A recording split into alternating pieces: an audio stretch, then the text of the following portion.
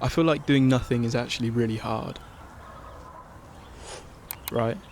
I feel like because we've got this kind of busy brain that's telling us, go, you got to do this, you got to do this, you got to, come on, you're being lazy, come on, you got to do this. Doing nothing is really, really hard, and it can be actually really, really tiring. And I think because of this, we quite often find ourselves slumped over in a heap, really wanting to do stuff, but in this weird kind of double bind where we actually just can't get up and do stuff because our mind scolds us either way. Whether we get up and start doing it's like, oh, this is hard work, man, I don't want to do this. And then, if we sit down, it's like, come on, man, you're doing nothing. We get ourselves caught in this weird trap. And I've been thinking about this for a little while. And I've come up with 2 really strong methods of getting out of this trap and getting back to doing what you need to be doing. So my goal is, by the end of this video, I want to have you be able to stand up from your computer or whatever you're watching this on and go back to doing what you need to do. Alright, that's the goal. A TLDR, too long didn't read, for this video. So like the long and short of it is just go, just do something and don't look back. But I mean, it's more complicated than that. So if you got the time, stick around and we'll go into it. Okay, what have I got on my notes here?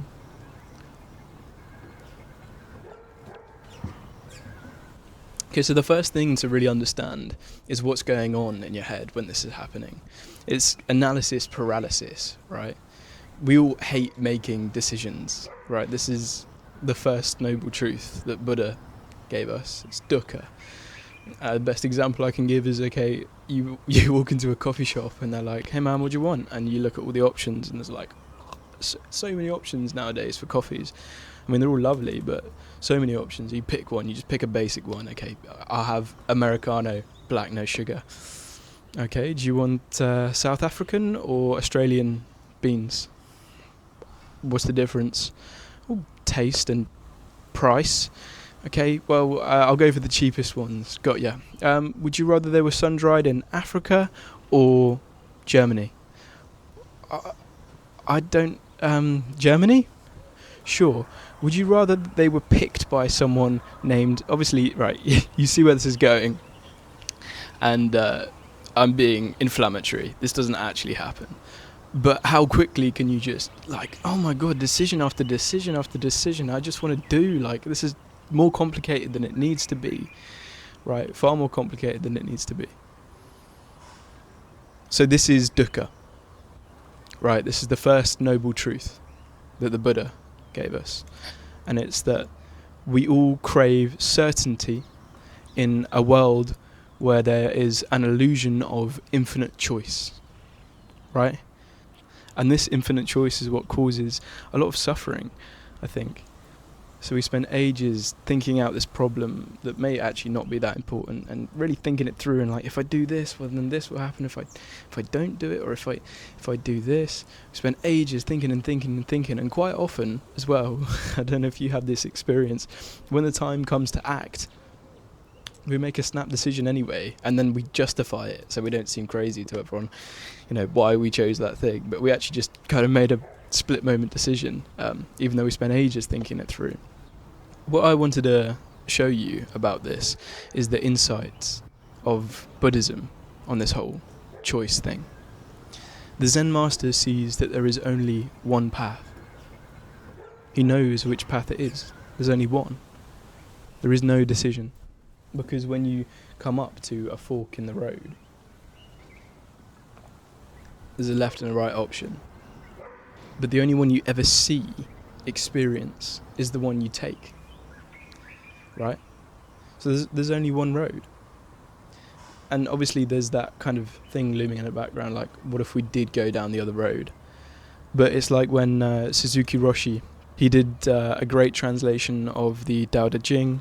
He's a Zen master with a kind of rascally, impish flavour for Zen. One of his students asked him, if a tree falls in the forest, thinking it was really clever, if a tree falls in the forest and there's no one there to hear it, does it make a sound?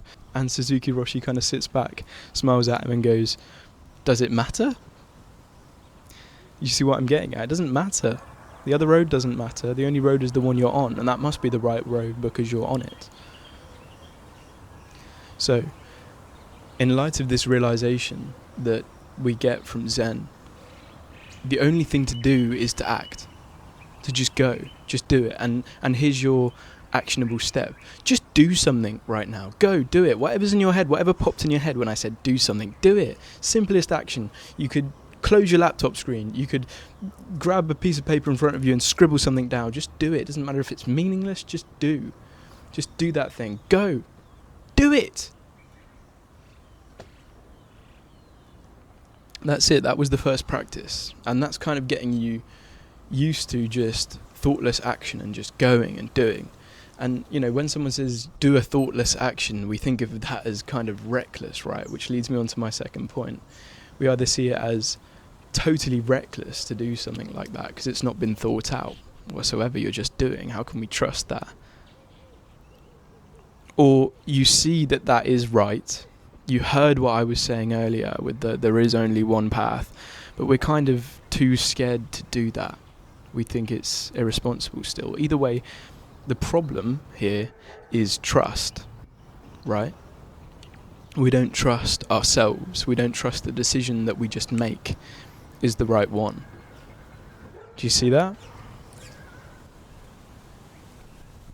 So before we get to the second practice, I'd really like to talk about trust some more. I mean, what is trusting something? If I say to someone, okay, I trust you, which I haven't really said to many people, it means I believe that you have my best interests at heart when you act. Even if I don't agree with your decision, even if I don't agree with your action, I trust that you're doing it in my best interest. You're not doing something to harm me, and you wouldn't, right? Well, that's interesting because I hope none of us here, and I don't think we are so naive that we would think that suffering can't be good, right? For instance, a mother could let a child play with a candle and burn themselves a tiny bit so they can later avoid problems with the wood burner, right? You see that?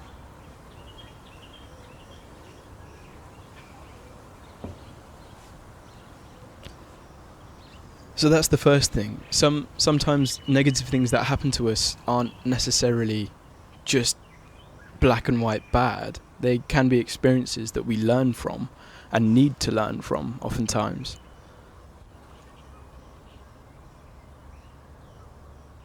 The next thing is, when I said I trust you, I said I think you have my best interests at heart. What are my best interests?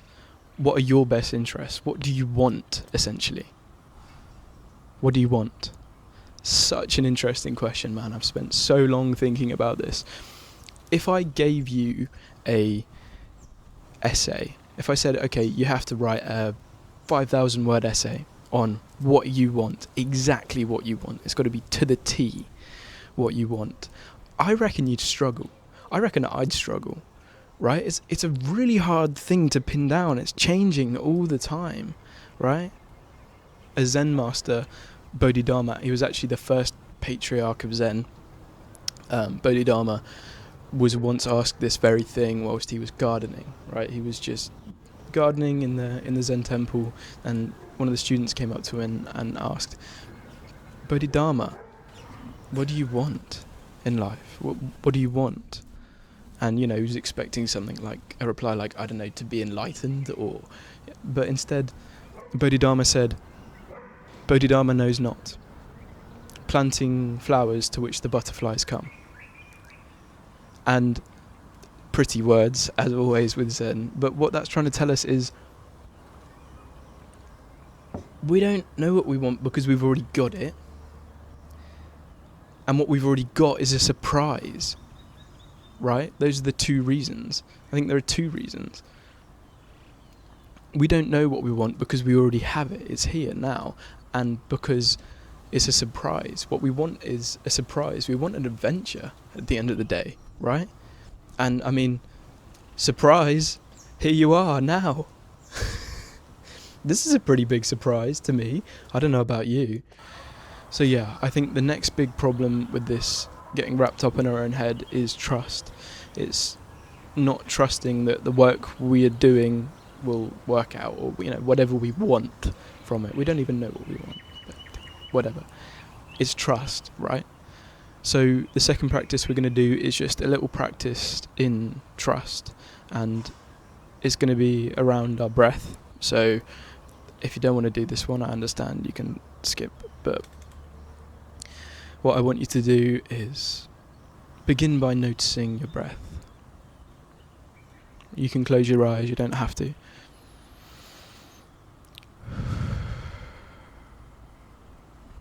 Feel it flowing through your lungs and listen to the sensation of it. It's often quite tingly.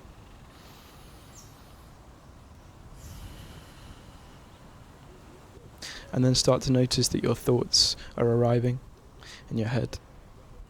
You don't want to push them out. You don't want to note them, as some meditation teachers say. You just want to listen to them as if they were a sensation, like your breath.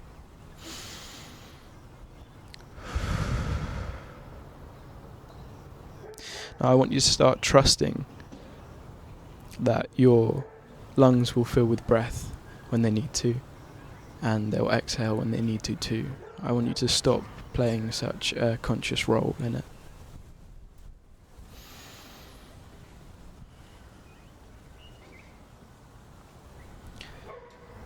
Notice how the universe kind of fills you up with breath and lets it go when it needs to.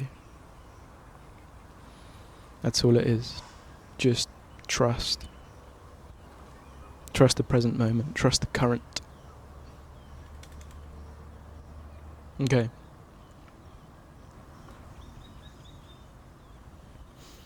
Okay, that's basically what I had in store for you today. So the two practices were just go, just do something, and I recommend doing that anytime you find yourself in your head struggling to get work done, or being lazy. Just do something. Just do the obvious thing, whatever it is. Just stand up. You stood up. Good. That's one step closer. And then trust that process will take you to where you need to go. Right? Okay. Perfect. That's all.